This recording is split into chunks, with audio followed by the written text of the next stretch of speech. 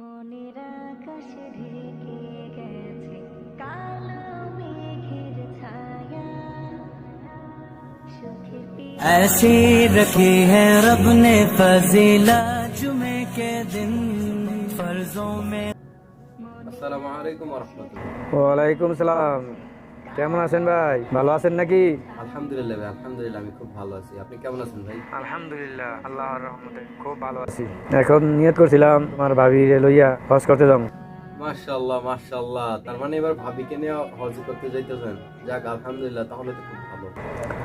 ভাই হজে যাবো, তাই এলাকার সবাইকে আগামী জুম্মার দিন খাওয়ানোর আয়োজন করতে চাইতেছিলাম। যাক আলহামদুলিল্লাহ, বিষয়টা ভালো। আপনি গ্রামের মানুষকে খাওয়াই যাইতেছেন, আসলে বিষয়টা ভাই আপনি আসবেন কিন্তু, আপনার দাওয়াত রইল। ইনশাআল্লাহ ভাই, কোনো একদিন আপনার বাসার মেহমান হব, যদি আল্লাহ তাআলা বাঁচিয়ে রাখে। কোনো একদিন অবশ্যই আপনার বাসার মেহমান হব। তো ভাই আমি তো গ্রামের বাড়িতে চলে আসছিলাম, আমিও তো হজে যাবো এবার, তো যার কারণে আর কি গ্রামের বাড়িতে চলে আসলাম। বেশি সময় দিতে পারি না গ্রামের মানুষের সাথে, তাই আর কি একটু ছুটি পেয়েছি, যার কারণে একটু গ্রামের মানুষের সাথে সময় দিতে চাই। ভাই আপনাকে একটা কথা বলার ছিল। কি কথা ভাই বলেন, সমস্যা নাই, কি বলবেন বলেন। ভাই যদি হজে যাওয়ার আগে মাহিমের বিষয়টা একটু দেখতেন, মাহিমের বিষয়টা দেখলে খুব ভালো হতো আপনার জন্য।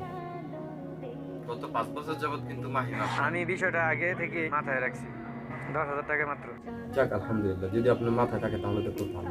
আচ্ছা ভাই, এটা নিয়ে চিন্তা করবেন। ওকে ভাই, আসসালামু আলাইকুম। ওয়ালাইকুম আসসালাম।